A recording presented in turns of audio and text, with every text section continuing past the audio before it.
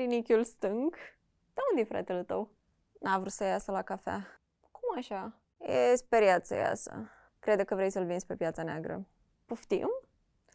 I-am spus că e paranoic, dar nu vrea să mă asculte. Dar de ce ar crede așa ceva? Pentru că i-am zis că vrei să-l vinzi pe piața neagră. Ce? Era o glumă, un fel de... Se lăuda ca prostul că e mai mare decât mine cu 1 centimetru și am zis că din cauza asta ai ales să-l vinzi pe el, că o să obții un profit mai mare.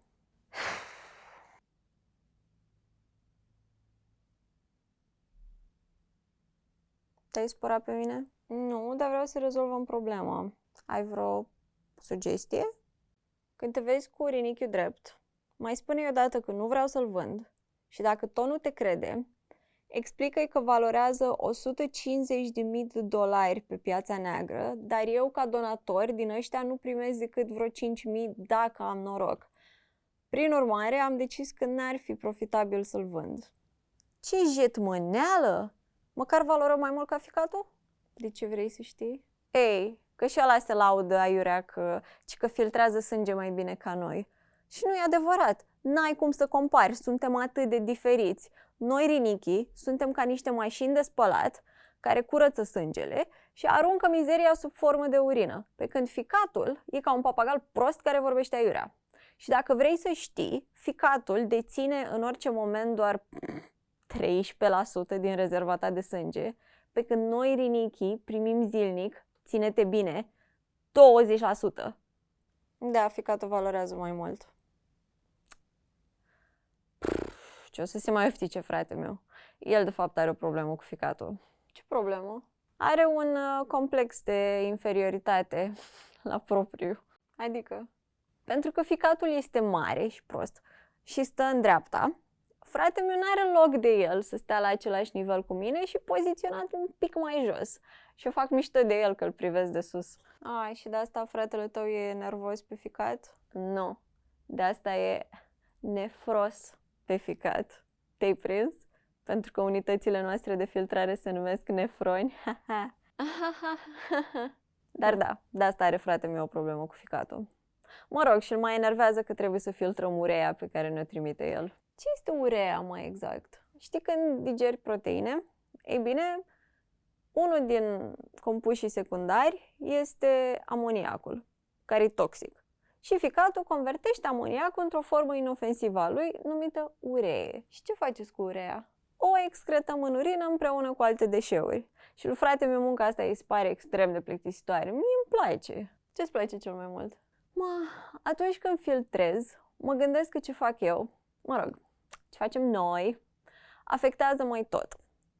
Nu numai că scăpăm de apa în exces și de tot felul de toxine, dar menținem pH-ul și presiunea osmotică și ne asigurăm că toate fluidele din corpul tău au cantitatea și compoziția optimă. Tare, nu? Da. Asta încerc să-i explic și lui frate meu, dar el e o fire mai artistică. Îi place să creeze? Exact. El e cel mai fericit când creăm hormoni. Ce hormoni? Păi, eritropoetina pentru producția de globule roșii, renina pentru reglarea tensiunii arteriale și calcitriolul de care sigur ai auzit. Nu? Ba da, calcitriolul e forma activă a vitaminei D. Forma activă? Da, nu știi când bate soarele și zice lumea că sintetizezi vitamina D? Ei, în primă fază, ficatul produce forma ei inactivă și inutilă, că atât îl duci în bila. Și noi, pe urmă, convertim în forma ei activă, aia de care ne pasă, care te ajută pe tine să absorbi calciu din alimentație. Super! Da.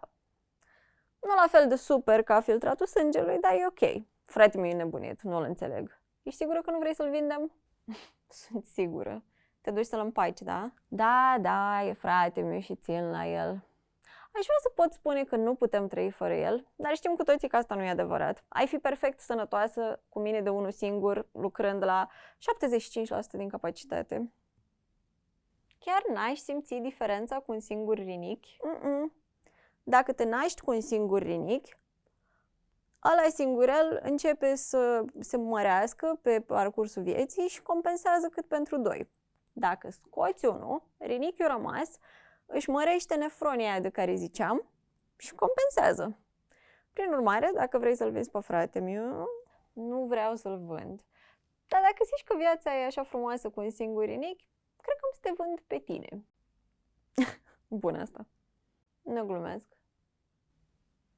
Nu, te rog, nu mă vinde. Nu vreau să ajung în corpul unui shawarmerist prăjiturist. Te rog, nu mă vinde, fac orice. Orice? Orice.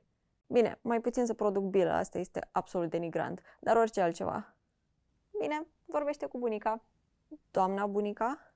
Da, spune că a tras-o curentul la rinichi. Și i-a explicat că e doar o infecție bacteriană care n-are nicio treabă cu vântul? Timp de 2 ore. Succes!